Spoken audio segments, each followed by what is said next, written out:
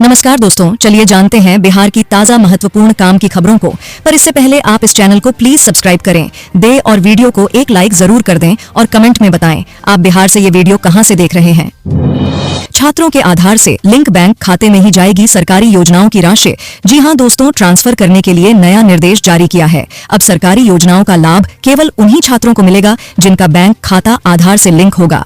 DBT direct benefit transfer के जरिए पोशाक, साइकिल और छात्रवृत्ति की राशि सीधे बैंक खाते में भेजी जाएगी। साथ ही 75% उपस्थिति अनिवार्य की गई है। कक्षा 1 से 12 तक के छात्रों को तय मानदंडों के आधार पर लाभ मिलेगा। बिहार में प्रदूषण बढ़ा, हाजीपुर में रेड अलर्ट। जी हां दोस्तों, बिहार में प्रदूषण बढ़ा, हाजीपुर में रेड अलर्ट। पटना और पूर्णिया में AQI 200 पार। प्रदूषण नियंत्रण बोर्ड की रिपोर्ट के अनुसार बुधवार सुबह पटना और पूर्णिया में एयर क्वालिटी इंडेक्स AQI 200 से ऊपर पहुंच गया है, जबकि हाजीपुर में यह 308 के पार है, जिसके कारण यहां रेड अलर्ट जारी किया गया है। दोस्तों, पटना में AQI 212 और पूर्णिया में 204 रिकॉर्ड किया गया है, जो सांस संबंधी बीमारियों के लिए हानिकारक है। इस बीच प्रशासन ने पटना, हाजीपुर, मुजफ्फरपुर और गया में पटाखों के जलाने पर बैन लगाया है। लोगों से प्रदूषण से बचने के लिए सावधानी बरतने की सलाह दी गई है। डीएम ने शिक्षकों की हाजिरी में लापरवाही पर कार्रवाई के दिए निर्देश। जी हां दोस्तों, डीएम ने विद्यालय में समय पर नहीं पहुंचने और जल्दी निकलने वाले शिक्षकों के खिलाफ सख्त कार्रवाई करने का आदेश दिया है। उन्होंने कहा है कि सप्ताह में 2 बार विलंब से हाजिरी दर्ज करने वाले शिक्षकों की पहचान की जाएगी और रिपोर्ट DPO स्थापना को सौंपेगी। दोस्तों, शिक्षकों की उपस्थिति सुधारने के लिए नियमित वीडियो कॉन्फ्रेंसिंग का आयोजन किया जाएगा।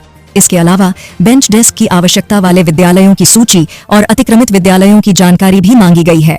इस बैठक में सभी संबंधित अधिकारी उपस्थित थे। 3 मोकामा बेगूसराय वालों के लिए खुशखबरी, 6 लेन पुल का काम अंतिम चरण में। जी हां दोस्तों, मोकामा बेगूसराय 6 लेन पुल का काम अंतिम चरण में अप्रैल तक आम जनता के लिए खुलेगा।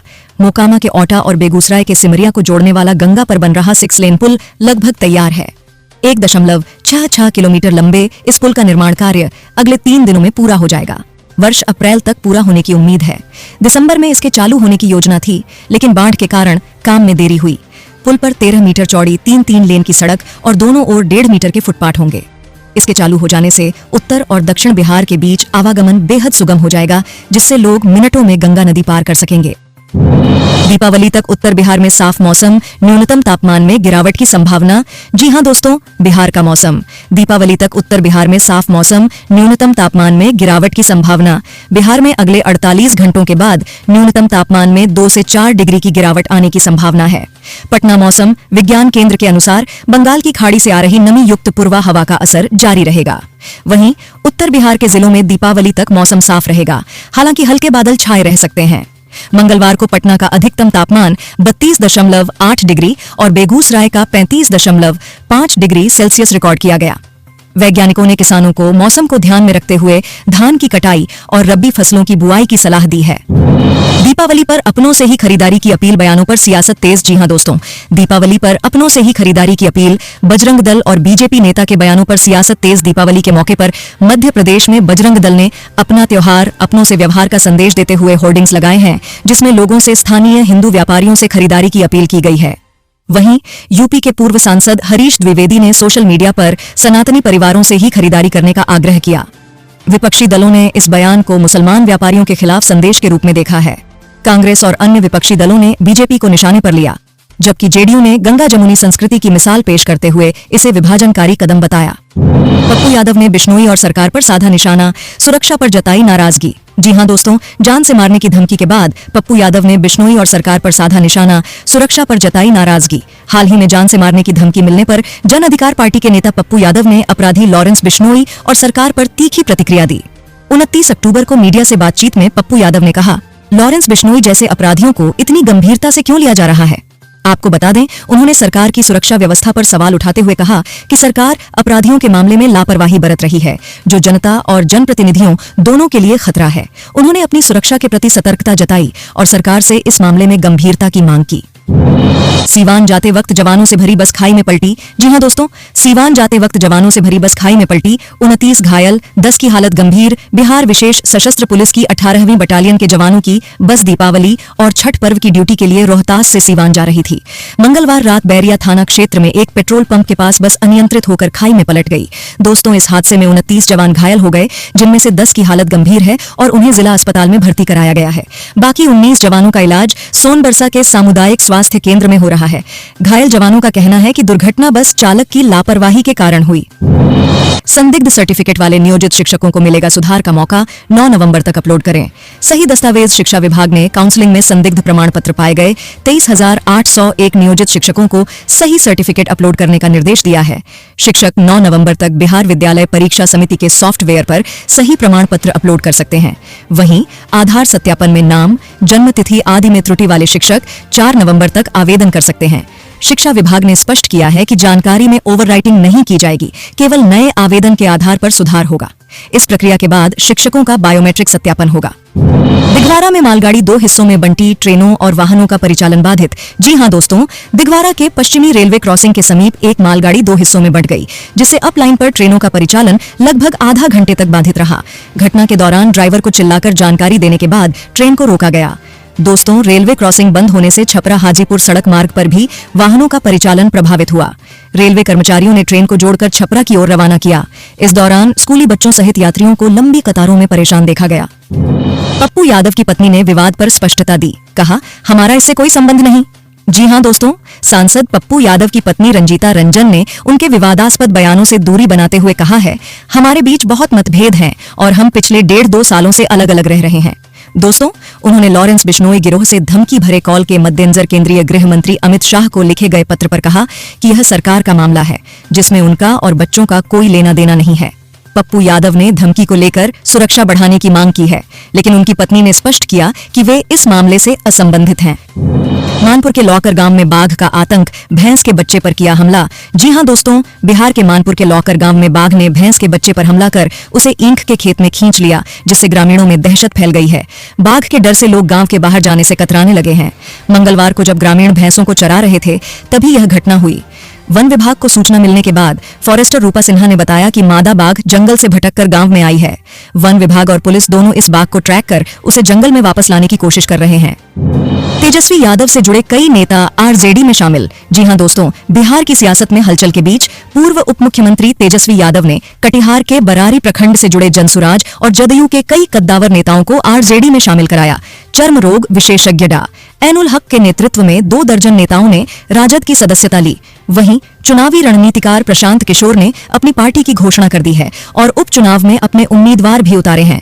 राजनीतिक दल उनकी बढ़ती लोकप्रियता का आकलन कर रहे हैं, जो आगामी विधानसभा चुनाव में महत्वपूर्ण भूमिका निभा सकती है।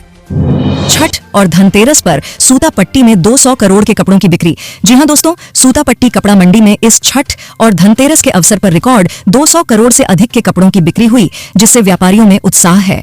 कपड़ा व्यापारी उमेश कुमार ने बताया कि पिछले 1 सप्ताह से साड़ियों, सलवार सूट और थान के कपड़ों की भारी मांग रही। इस बार का व्यापार पिछले वर्ष की तुलना में करीब 20% अधिक रहा। नेपाल और उत्तर बिहार के अन्य जिलों से भी बड़ी मात्रा में कपड़ों की मांग आई। धनतेरस पर अप्रत्याशित बिक्री देखी गई, जो कपड़ा उद्योग के लिए भविष्य में अच्छे संकेत हैं। बिहार सरकार की योजना से प्याज भंडारण पर किसानों को मिलेगी 4,50,000 की सब्सिडी। जी हां दोस्तों, बिहार सरकार ने प्याज भंडारण के लिए किसानों को 75% तक की सब्सिडी देने की योजना शुरू की है। राष्ट्रीय कृषि विकास योजना के तहत 50 मीट्रिक टन प्याज गोदाम बनाने पर 6 लाख रुपए लागत में से किसानों को 4.5 लाख रुपए की सब्सिडी मिलेगी। यह सब्सिडी बिहार कृषि विभाग बागवानी निदेशालय के माध्यम से दी जाएगी। आवेदन के लिए किसान राज्य की हॉर्टिकल्चर वेबसाइट पर जाकर राष्ट्रीय कृषि विकास योजना के अंतर्गत प्याज भंडारण पर सब्सिडी के लिए रजिस्ट्रेशन कर सकते हैं।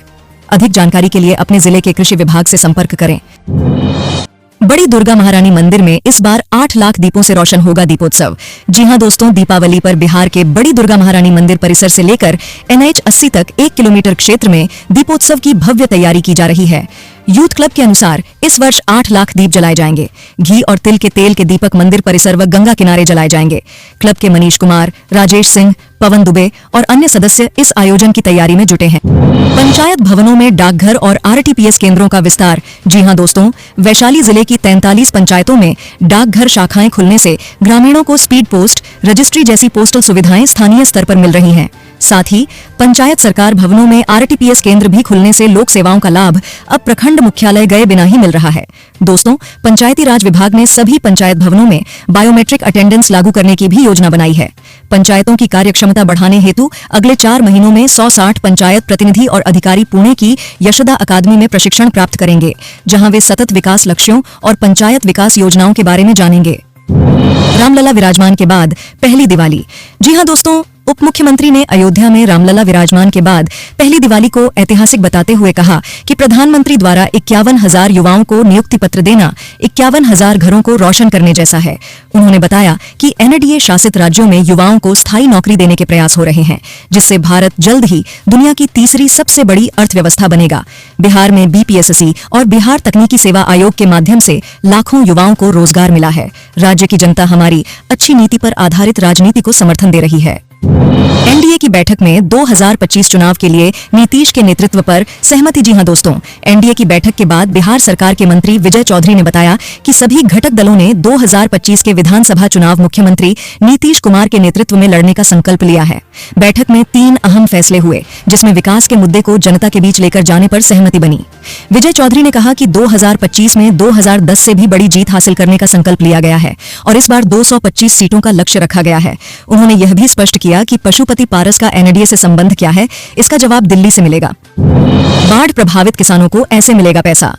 जी हां दोस्तों, सहारा बिहार बारिश और नदियों के जलस्तर बढ़ने से बाढ़ प्रभावित किसानों को राज्य सरकार ने कृषि इनपुट अनुदान योजना के तहत आर्थिक मदद दी है। मुख्यमंत्री ने बताया कि पहले चरण में 16 जिलों के 66 प्रखंडों के किसानों को सहायता राशि दी जा रही है और अन्य किसानों को सत्यापन के बाद जल्द ही सहायता मिलेगी। प्रभावित किसानों को सिंचित क्षेत्र के लिए 17,000 रुपए, असिंचित क्षेत्र के लिए 8,500 रुपए और शाश्वत फसलों के लिए 22,500 रुपए प्रति हेक्टेयर की दर से अनुदान दिया जा रहा है। बिहार में शराबबंदी पर बवाल। जी हां दोस्तों, हो गई है। बीजेपी नेता दिलीप जायसवाल ने दावा किया है कि उनके पास इंडिया गठबंधन इंडिया अलायंस के उन नेताओं की सूची है जो शराब पीते हैं। सरकार जल्द ही इस लिस्ट को वीडियो फुटेज और तस्वीरों के साथ सार्वजनिक करेगी। वहीं बिहार बीजेपी अध्यक्ष ने राजद और कांग्रेस पर कार्यकर्ताओं का सम्मान न करने का आरोप लगाते हुए कहा कि एनडीए की ताकत उसके कार्यकर्ता हैं। जदयू प्रवक्ता नीरज कुमार ने भी राजद पर चुनाव में शराब कंपनियों से करोड़ों रुपए लेने का आरोप लगाया।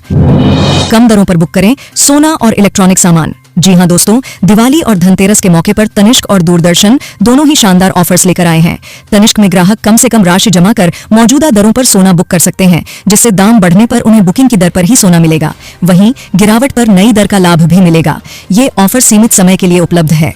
दूसरी ओर दूरदर्शन शोरूम बिहार शरीफ में ब्रांडेड इलेक्ट्रॉनिक उत्पाद 0% ब्याज और आसान किस्तों पर उपलब्ध हैं, जो ऑनलाइन दरों